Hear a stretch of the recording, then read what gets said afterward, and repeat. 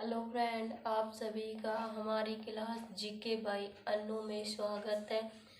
आज हम एक नया टॉपिक शुरू करेंगे जिसका नाम है राजस्थान वस्त्र परिधान और आभूषण। आज हम ये एक नए टॉपिक से शुरुआत कर रहे हैं। आज हमारी ये आभूषण और वस्त्र परिधान की पहली क्लास है। इसके अंदर हम सबसे पहले देखेंगे वस्त्र परिधान। वस्त्र परिधान देखेंगे, उसके अंदर देखेंगे हम कहाँ कहाँ की पगड़ियाँ कहाँ की प्रसिद्ध है। ज़्यादा करते यही इस वस्त्र परिधान में यहीं से क्वेश्चन पूछे जाते हैं कि कौन सी पगड़ी कहाँ की प्रसिद्ध है और कब पहनी जाती है। और हमारी एक राष्ट्रीय पोशाक है, कौन सी है? जोधपुरी कोट। तो उसके बारे में देखेंगे। ठीक है दोस्तों, तो फिर देखेंगे हम आभूषण। आभूषण में देखेंगे सिर के आभूषण, पैर के आभूषण, हाथ के आभूषण कौन कौन से हैं, और साथ ही हम हाथ के इसको याद भी करते चलेंगे। तो चलिए हम सबसे पहले शुरू करते हैं राजस्थान वस्त्र परिधान। कौन सा? वस्त्र विधान या वस्त्र विधान। वस्त्र विधान टॉपिक शुरू करते हैं आज हम। कल देखेंगे हम नेक्स्ट आभूषण, अगर आज ये कंप्लीट हो जाएगा तब। तो वस्त्र परिधान में हम सबसे पहले देखेंगे कि हमारी राष्ट्रीय पोशाक कौन सी है। ठीक है, क्या देखेंगे हम सबसे पहले हमारी राष्ट्रीय पोशाक कौन सी है।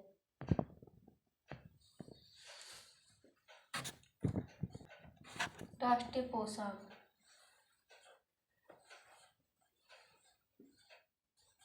राष्ट्रीय पोशाक कौन सी? हमारी जोधपुरी कोट है। ऐसे कहेंगे, राष्ट्र में जाएंगे तो कैसे? कोट पैंट पहन के जाएंगे। कहाँ जाएंगे? राष्ट्र में जाएंगे तो हम कोट पैंट पहन के जाएंगे। कोट पैंट कौन सा? जोधपुरी वाला। कौन सा? जोधपुरी वाला कोट पैंट पहन के जाएंगे। यानी कि हमारी राष्ट्रीय पोशाक आ जाएगी जोधपुरी कोट।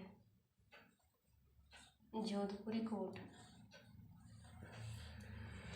कोट पैंट, जोधपुरी कोट पैंट। यानी कि राष्ट्र में जाएंगे तो हम कोट पैंट पहन के जाएंगे। कौन सा कोट पैंट पहन के जाएंगे?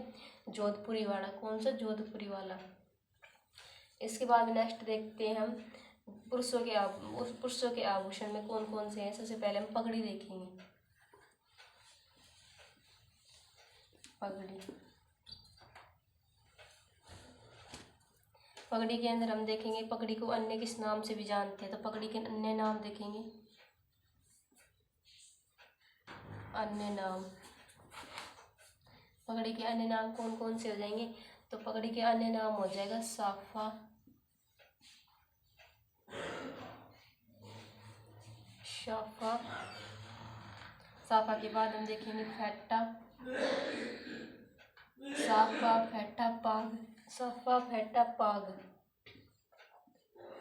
साफा, फेटा, पाग। पगड़ी के अन्य नाम क्या हो जाएंगे?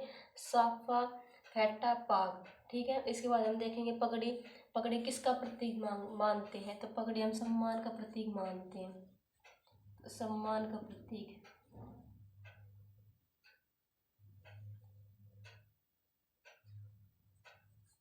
पगड़ी को क्या मानते हैं? सम्मान का प्रतीक मानते हैं।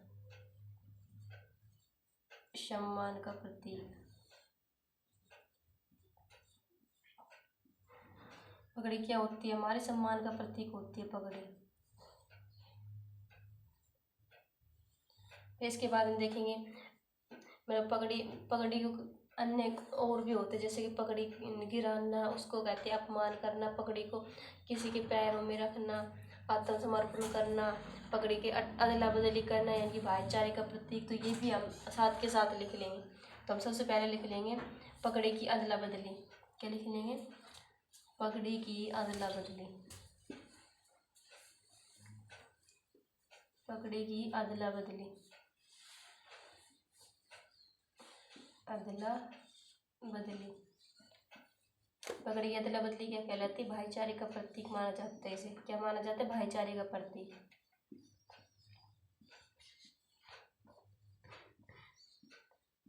भाईचारे का प्रतीक।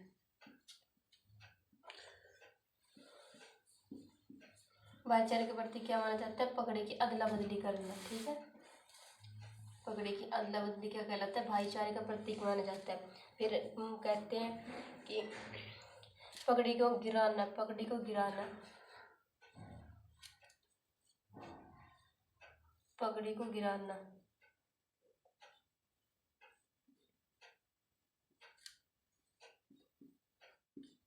पगड़ी गिराना या पगड़ी को गिराना क्या कहलाता है? अपमान करना,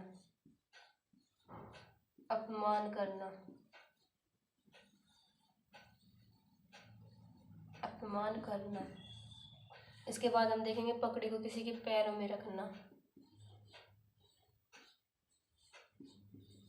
पगड़ी को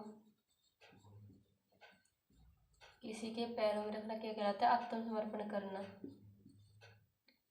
किसी के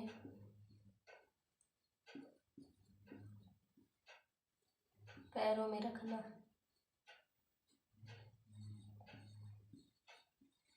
पैरों में रखना क्या कहलाता है? आत्मसमर्पण करना, आत्मसमर्पण करना।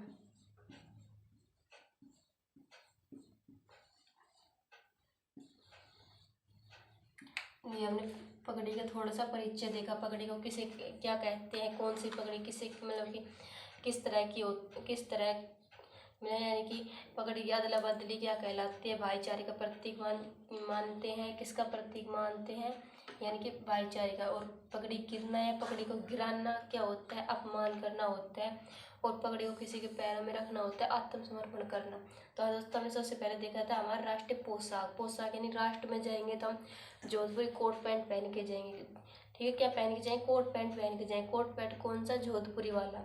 तो हमने राष्ट्रीय पोशाक देखी। फिर हमने पगड़ी के अन्य नाम देखे। पगड़ी के अन्य नाम में आ जाएगा साफा, फेटा, पाग। साफा, फेटा, पाग, ऐसे याद रखेंगे। साफा, फेटा, पाग पगड़ी के अन्य नाम हो जाएंगे। फिर हमने देखा पगड़ी को सम्मान का प्रतीक मानते। क्या मानते? सम्मान का प्रतीक मानते।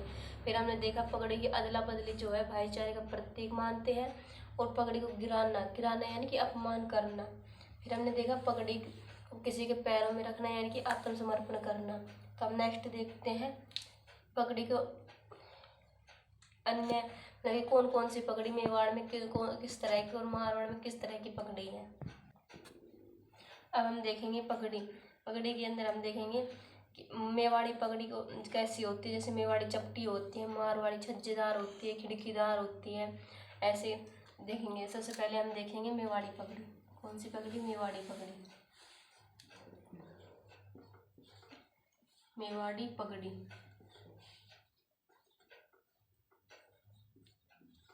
मेवाड़ी पगड़ी कैसी होती है? चपटी होती है। कैसी होती है? चपटी। मेवाड़ी चपटी, मेवाड़ी चपटी। मेवाड़ी कैसी होती है? चपटी होती है। फिर हम देखेंगे मारवाड़ी। कौन सी देखेंगे? मारवाड़ी। मारवाड़ी पगड़ी। मारवाड़ी पगड़ी कैसी होती है? मारवाड़ी पगड़ी छज्जेदार या खिड़कीदार होती है। कैसी होती है? छज्जेदार या खिड़कीदार। छज्जेदार या हम कह सकते हैं खिड़कीदार।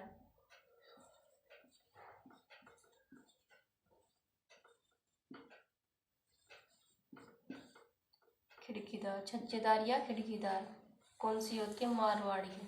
मारवाड़ में छज्जे और खिड़कियाँ हैं, ऐसे कह देंगे। मारवाड़ में क्या है? छज्जे और खिड़कियाँ, यानी कि मारवाड़ी पगड़ी छज्जेदार खिड़कीदार। फिर हम देखेंगे ढूंढाड़ी पगड़ी। कौन सी? ढूंढाड़ी। ढूंढाड़ी पगड़ी। ढूंढाड़ी पगड़ी कैसी होती है? ढूंढाड़ी, ढूंढाड़ी, ढूंढाड़ी यानी खुट्टेदार। ढूंढाड़ी खुट्टेदार, खुट्टेदार ढूंढाड़ी। ठीक है, यानी कि खुट्टेदार पगड़ी। खुट्टेदार, खुट्टेदार पगड़ी कौन सी होती है? ढूंढाड़ी पगड़ी होती है। ढूंढाड़ी, ढूंढाड़ी क्या? ढूंढाड़ी खुट्टेदार पगड़ी। हम देखा मेवाड़ी। मेवाड़ी में चपटी। मेवाड़ी कैसी होती है? चपटी। फिर हम देखा मारवाड़ी। मारवाड़ी जो होती है छज्जेदार या खिड़कीदार होती है। फिर हमने देखा ढूंढाड़ी। ढूंढाड़ी किसको? ढूंढाड़ी खुट्टेदार को ढूंढाड़ी। फिर इसके बाद हमने एक नोट लगा के लिखेंगे यहाँ पर। नोट लगा के लिखेंगे जो खिड़की पाग यानी कि पगड़ी जो होती है वो बीकानेर की प्रसिद्ध है। कहाँ की प्रसिद्ध है? बीकानेर की। अब लिख लेंगे खिड़कियाँ पगड़ी या पाग भी कह सकते हैं। खिड़कियाँ पाग कहाँ की प्रसिद्ध है? बीकानेर की प्रसिद्ध है। बीकानेर की प्रसिद्ध। बीकानेर क्या प्रसिद्ध है? खिड़कियाँ पाग। खिड़कियाँ, खिड़कियाँ कहाँ? खिड़कियाँ बीकानेर में खिड़कियाँ। खिड़कियाँ, खिड़कियाँ कहाँ? खिड़कियाँ बीकानेर में खिड़कियाँ। कैसे याद करेंगे, खिड़कियाँ खिड़कियाँ बीकानेर में खिड़कियाँ। ठीक है, इसके बाद हमें देखेंगे नेक्स्ट, इसी के अंदर नोट के अंदर नेक्स्ट लिखेंगे हम, ये एक होती है अमरशाही पगड़ी। अमरशाही पगड़ी के अंदर जो बीच में जरी और पीछे की ओर जो एक साफा होता है, ऐसे लटका हुआ होता है ना पीछे की ओर, और आगे थोड़ा सा जरी यानी कुछ काम सा करा हुआ है, यानी कुछ जरी की तरह कुछ बनाया हुआ होता है। आपने कभी पगड़ी देखी होती है, आप क्लास के बाद नेक्स्ट सर्च करके देखना मेवाड़ी पगड़ी कैसी होती है, मारवाड़ी पगड़ी कैसी होती है, ढूंढाड़ी कैसी होती है, खिड़कियाँ पाक कैसी होती है, और अमरशाही पगड़ी के बारे में देखना। ठीक है, तो हम लिखेंगे अमरशाही जो पगड़ी है वो मेवाड़ी की पगड़ी है। या हम नीचे लिखेंगे नेक्स्ट स्लाइड पे कि मेवाड़ी की पगड़ी के अन्य कौन कौन से नाम होते हैं। तो हम यहाँ पर लिख लेते हैं अमरशाही पगड़ी में, अमरशाही पगड़ी में, पगड़ी भी कह सकते हैं, पाग भी कह सकते हैं, फेटा भी कह सकते हैं।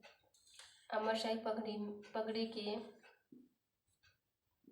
बीच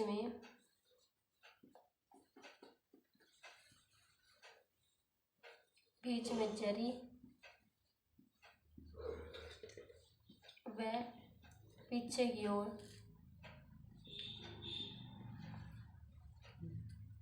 की ओर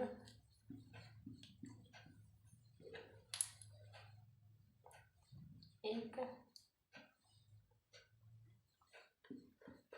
पासा रहता है, क्या रहता है, एक पासा रहता है।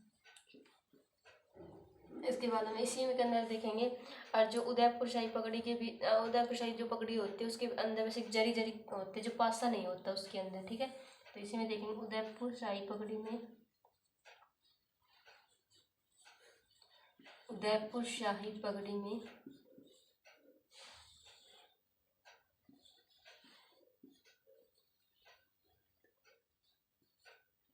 शाही पगड़ी में एक जरी लगी होती है, लगाई जाती है।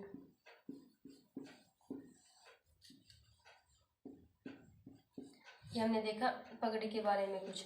तो हमने सबसे पहले क्या देखा, मेवाड़ी पगड़ी। मेवाड़ी कैसी होती है, चपटी होती है। फिर हमने देखा मारवाड़ी कैसी होती है, छज्जेदार या खिड़कीदार होती है। फिर हम ढूंढाड़ी किसे, ढूंढाड़ी खुट्टेदार को ढूंढाड़ी, यानी कि ढूंढाड़ी जो है उनके अंदर कौन से, खुट्टेदार। फिर हमने देखा खिड़कियाँ कहाँ, खिड़कियाँ बीकानेर में खिड़कियाँ, ऐसे याद किया था ना, यानी कि खिड़कियाँ पगड़ी पाग फेटा साफा जो है बीकानेर का प्रसिद्ध है। फिर हमने इसके अंदर नोट के अंदर देखा कि अमरशाही पगड़ी के बीच में एक जरी होती है और पीछे की ओर एक पासा रहता है, और जो उदयपुर शाही पगड़ी होती है उसके अंदर एक जरी लगाई जाती है। नेक्स्ट देखते हैं हम मेवाड़ी पगड़ी के नाम। तो नेक्स्ट देखते हैं हम कौन सी मेवाड़ी पगड़ी के नाम देखेंगे, मेवाड़ी पगड़ी के नाम कौन कौन से, यानी कि मेवाड़ के अंदर आ जाएगी स्वरूप शाही पगड़ी, भीम शाही, अमर शाही, अरसी शाही पगड़ी। हम लिखेंगे मेवाड़ी पगड़ी के नाम, मेवाड़ी पगड़ी, मेवाड़ की, ऐसे लिखेंगे मेवाड़ की पगड़ी के नाम, मेवाड़ की पगड़ियों के नाम।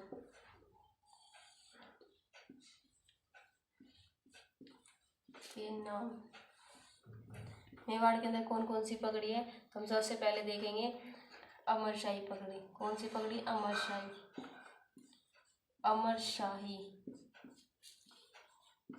अमरशाही पगड़ी कहाँ की प्रसिद्ध है, मेवाड़ की। मेवाड़ अमरशाही के बाद हम देखेंगे अमरशाही, अरसी शाही, अमर अरसी हमीर, यानी कि अमर शाही पगड़ी, हमीर शाही पगड़ी, अमर अरसी हमीर शाही पगड़ी। कैसे याद करेंगे, अमर अरसी हमीर यानी कि अमर शाही पगड़ी, अरसी शाही पगड़ी, और फिर देखेंगे हमीर शाही पगड़ी। इसके बाद हम देखेंगे भीम शाही पगड़ी। कौन सी,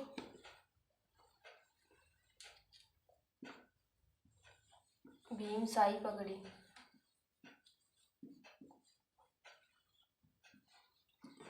भीमशाही पगड़ी।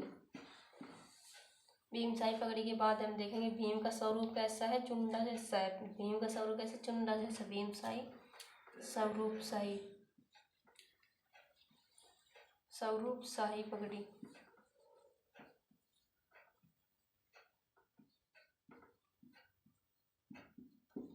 भीम का स्वरूप चुंडावत जैसा। भीम का स्वरूप चुंडावत जैसे, इनकी चुंडावत पगड़ी, चुंडावत शाही पगड़ी, शाही पगड़ी। ये हमने देखा मेवाड़ी पगड़ी, मेवाड़ की पगड़ी के उपनाम मतलब कि नाम, यानी कौन कौन सी पगड़ी मेवाड़ में प्रसिद्ध। हमने देखा अमर अर्शी हमीर, अमर अर्शी हमीर यानी कि अमर शाही पगड़ी। फिर हमने देखा इसके बाद अमर के बाद अर्शी शाही पगड़ी, अर्शी शाही पगड़ी के बाद हमने देखा हमीर शाही पगड़ी, हमीर के बाद हमने देखा भीम, भीम स्वरूप चुंडावत, भीम स्वरूप चुंडावत यानी कि भीम शाही पगड़ी, स्वरूप शाही पगड़ी और चुंडावत शाही पगड़ी। दोस्तों ये हमने देखा मेवाड़ की पगड़ी के नाम। तो इसके बाद हम देखते हैं कि कौन कौन सी पगड़ी किस अवसर पर पहनी जाती है। तो नेक्स्ट स्लाइड पे देखते हैं वो। तो हम देखते हैं सबसे पहले कौन सी पगड़ी देखेंगे। सबसे पहले हम देखेंगे केसरिया पगड़ी। कौन सी, केसरिया पगड़ी, केसरिया पगड़ी, केसरिया, केसरिया से नाम आ जाएगा ना, युद्ध के समय, किस कौन से समय, युद्ध के समय, यानी कि केसरिया कब होता है, युद्ध के समय होता है। यानी कि युद्ध के समय, किस अवसर पर, युद्ध के समय। युद्ध के साथ साथ लिख लेंगे दीपावली, क्या लिख लेंगे, दीपावली, छुट्टी दी जाती दीपावली में, दीपावली। दीपावली के बाद हम देखेंगे गर्मी में भी पहनने जाती है ये पगड़ी।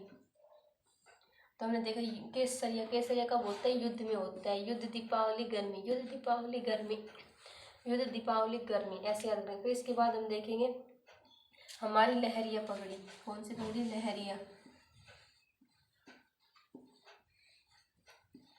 लहरिया पगड़ी, ठीक है।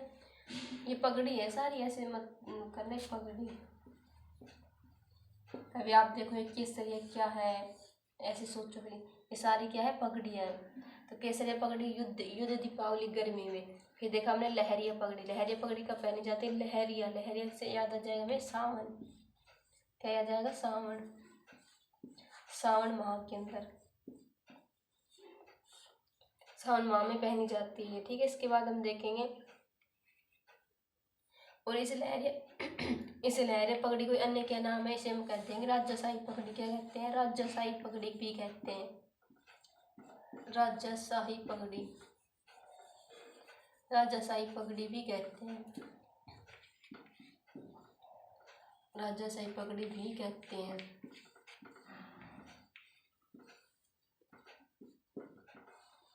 भी कहते हैं।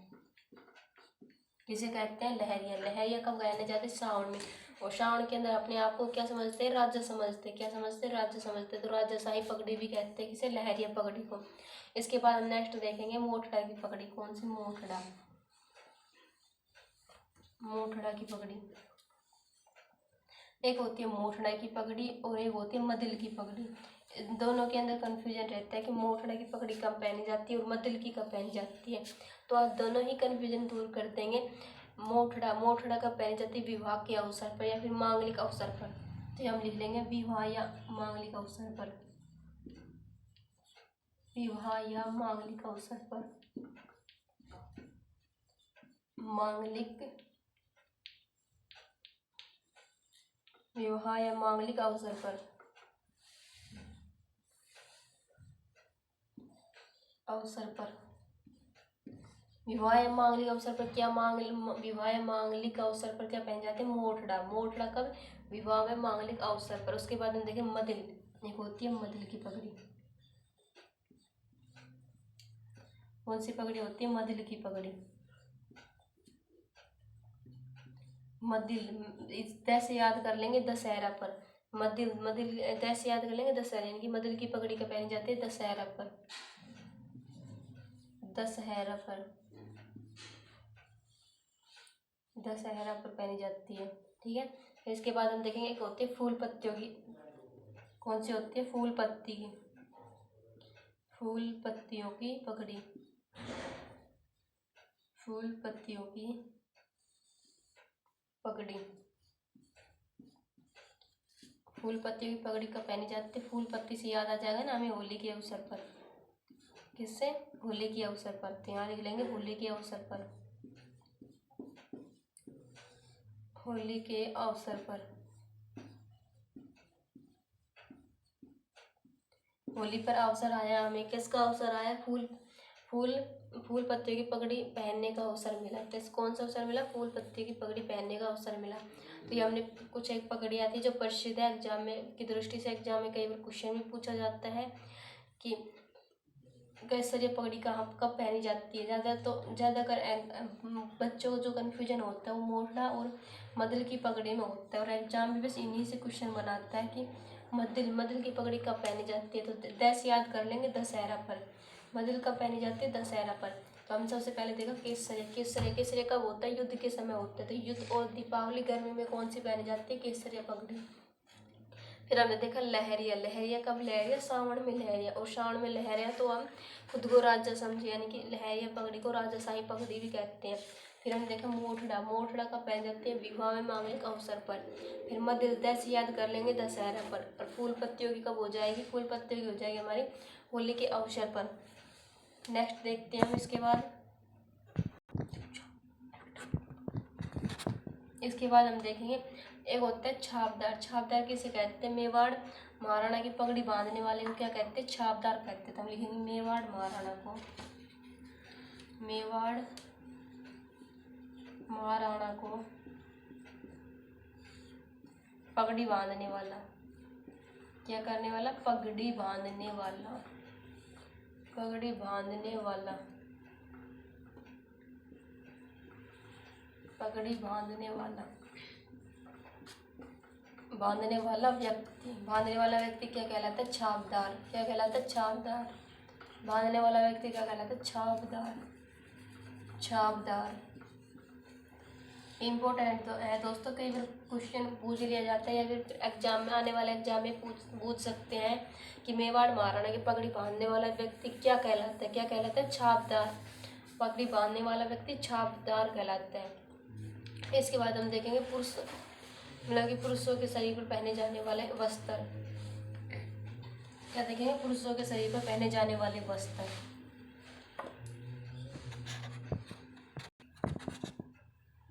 पुरुषों के वस्त्र। पुरुषों के अंदर वस्त्र के अंदर हम सबसे पहले देखेंगे एक होता है हमारा आत्म सुख। आत्म सुख, आत्म सुख यानी कि आत्मा को सुख देने वाला। आत्मा को सुख देने वाले यानी कि मोटा ऊन का बना मोटा वस्त्र जो हम सर्दियों के अंदर पहनते हैं। ठीक है, हम क्या कहेंगे? आत्म सुख, आत्म सुख। आत्म सुख क्या होता है? मोटे ऊन का बना होता है, ऊन का बना होता है, ये ऊन का बना होता है जो सर्दियों में पहना जाता है। कब पहना जाता है? सर्दियों में, सर्दियों में पहना जाता है।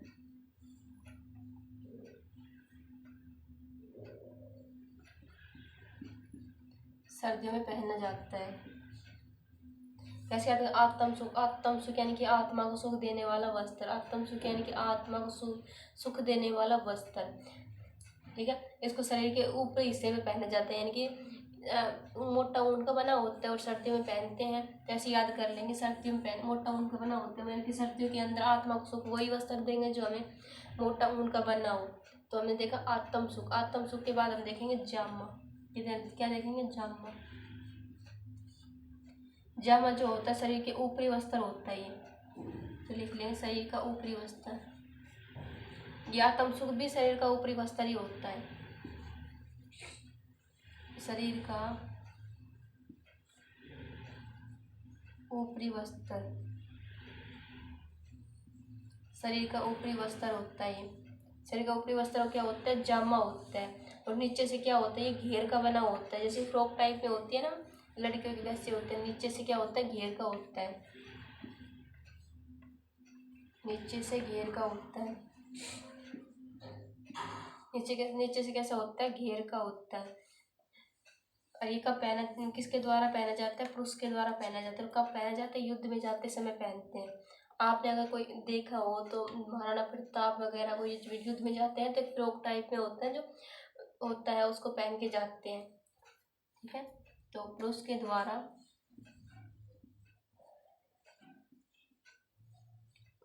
द्वारा युद्ध में जाते समय पहनते हैं, युद्ध में जाते समय पहनते हैं, जाते समय क्या करते हैं, युद्ध में जाते समय पहनते हैं इसको, जामा को। इसके बाद हम देखेंगे, जामा के बाद होते हैं,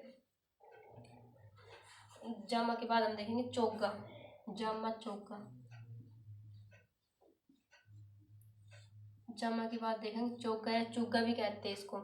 चोगा जो होता है वो शरीर का ऊपरी वस्त्र होता है। हम सबसे पहले शरीर के ऊपरी वस्त्र को ही देखेंगे, शरीर का ऊपरी वस्त्र,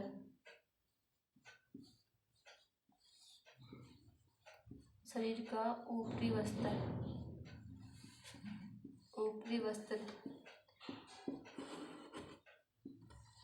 और ये पुरुषों के द्वारा ही पहना जाता है। किसके द्वारा, पुरुषों के द्वारा। हमें बस इतना याद करना है कौन सा वस्त्र पुरुषों के द्वारा पहना जाता है, क्योंकि ऑप्शन में ऐसे दे दिया जाता है निम्न में से कौन सा पुरुषों के द्वारा पहना जाता है, पुरुषों के द्वारा नहीं पहना जाता है। इसके अंदर हमें ऑप्शन दे देंगे आत्मसुख, जामा, चोगा, ब्रचेस, फर्रुख, सिर, पगड़ी, पटका, पछेवड़ा, पायजामा, धोती, कुछ इनमें से कुछ भी ऑप्शन में दे सकते हैं। तो हमने सबसे पहले देखा आत्मसुख, आत्मसुख यानी आत्मा को सुख देने वाला। आत्मा को सुख देने के लिए हमें मोटा ऊन का बना वस्त्र चाहिए, यानी कि ऊन का बना हुआ होता है और सर्दियों में पहना जाता है, तभी तो हमें हमारी आत्मा को सुख मिलेगा। यानी कि फिर हमने देखा जामा, जामा यानी कि युद्ध में जाते समय पहनते हैं। और पुरुष का वस्त्र होता है और शरीर के ऊपरी वस्त्र पर पहना जाता है और नीचे से कैसा होता है, घेर का बना हुआ होता है। फिर हमने देखा चोगा, चोगा भी शरीर के द्वारा मतलब शरीर के ऊपरी वस्त्र पर पहना जाता है और पुरुषों के द्वारा ही पहना जाता है। इसके बाद हम नेक्स्ट देखते हैं फर्रुख, सिर, पगड़ी। इसके बाद हम नेक्स्ट देखेंगे फर्रुख, सिर, पगड़ी। फर्रुख, सिर, पगड़ी। फर्रुख, सिर, पगड़ी जो होती है जिसके अंदर हमारे कंधे पर, गले पर और पीठ के ऊपर जो होती है कढ़ाई का काम किया हुआ होता है। इसके अंदर मोस्ट बस यही लाइन है कि जो पगड़ी होती है फर्रुख, सिर, पगड़ी, इसमें इसमें फर्रुख, सिर, पगड़ी, इसमें कंधे, गले व पीठ पर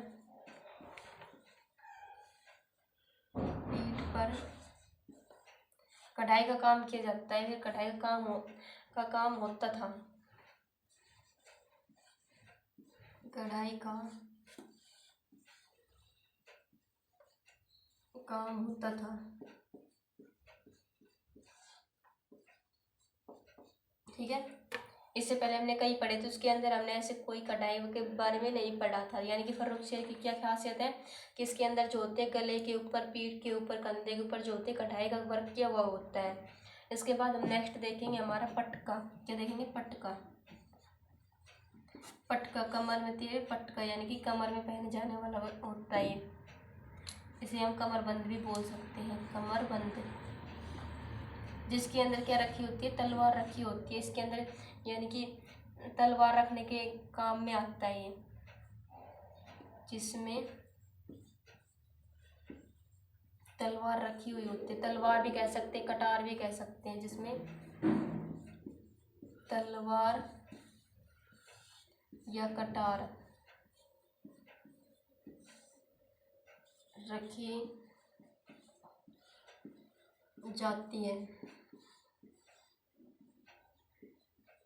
ठीक है, आपने देखा होगा कि महाराणा प्रताप ने अपने कमर में एक बेल्ट की तरह का बांध रखा था, उसके अंदर उसने अपनी तलवार को और कटार को रखा हुआ है, यानी कि पटका कमर में क्या पहन जाता है, पटका, जिसके अंदर तलवार या कटार रखी जाती है। इसके बाद हम नेक्स्ट देखते हैं धोती। क्या देखते हैं? धोती। धोती कब पहनी जाती है? ग्रामीण क्षेत्रों में पहनी जाती है। ग्रामीण क्षेत्रों में, ग्रामीण क्षेत्रों में मांगलिक अवसर पर भी पहन सकते हैं या फिर सेठ साहूकार द्वारा पहनी जाती है। सेठ साहूकार के द्वारा। इसके बाद हम देखेंगे ब्रीचेस। क्या देखेंगे? ब्रीचेस। ब्रीचेस, ब्रीचेस या फिर ब्रीचेस भी बोल सकते हैं। ब्रीचेस ये जो होता है नीचे घुटनों तक का सकरा होता है और ऊपर कमर तक जो होता है चौड़ाई लिए हुए होता है, यानी कि जींस की तरह तो नहीं बोल सकते। आपने देखा होगा नीचे से कति घेर का सा होता है और ऊपर खुला खुला सा होता है, ऐसा होता है। तो हम लिखेंगे यह नीचे से,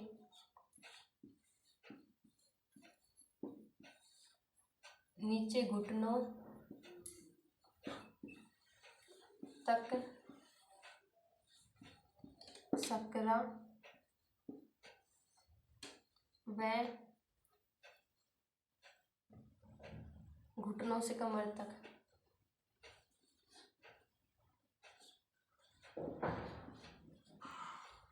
घुटनों से कमर तक चौड़ाई लिए हुए होता है। चौड़ाई लिए हुए।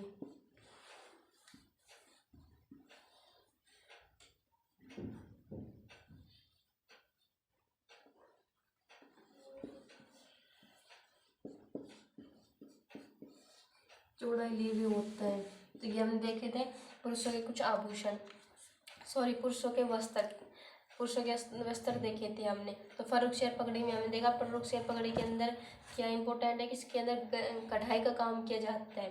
फिर हमने पटका जो कमर में पहनी जाती है, उसके अंदर तलवारें कटार रखी जाती है। फिर हमने धोती जो होती है मांगलिक अवसर पर पहन सकते हैं, जो ग्रामीण क्षेत्रों में पहनी जाती है। ठीक है, मतलब अब तो फिलहाल वर्तमान में ग्रामीण क्षेत्रों में पहनते हैं, शहरों में तो नहीं पहनते, जो सेठ साहूकारों के द्वारा पहनी जाती है। फिर हमने देखा ब्रीचेस या ब्रीचेस। ब्रीचेस जो होता है नीचे घुटनों तक तो सकरा होता है और घुटनों से लेके कमर तक जो होता है वो चौड़ाई लिए यानी कि खुला होता है। तो दोस्तों ये हमने कुछ एक वस्त्र परिधान के अंदर पगड़ी देखे थे, पगड़ी के उपनाम देखे और देखा कि मेवाड़ की कौन सी पगड़ी है। मेवाड़ की पगड़ी बांधने वाले को छापदार कहते हैं। ऐसे करके फिर हमने देखा पुरुषों के वस्त्र के अंदर हमने देखा आत्म सुख, जामा, पटका, पछेवड़ा। ठीक है, पछेवड़ा जो होता है सूती वस्त्र का बना हुआ होता है, जो सर्दियों में पहना जाता है। फिर हमने देखा धोती, ब्रीचेस, ये हमने देखा पुरुषों के वस्त्र। कल हम देखेंगे महिलाओं के वस्त्र। उसके बाद हम देखेंगे जात आदिवासी समाज के वस्त्र, यानी कि भील जनजाति में कौन से वस्त्र पहने जाते हैं, सहरिया में कौन से पहने जाते हैं, गरासिया में कौन से पहने जाते हैं।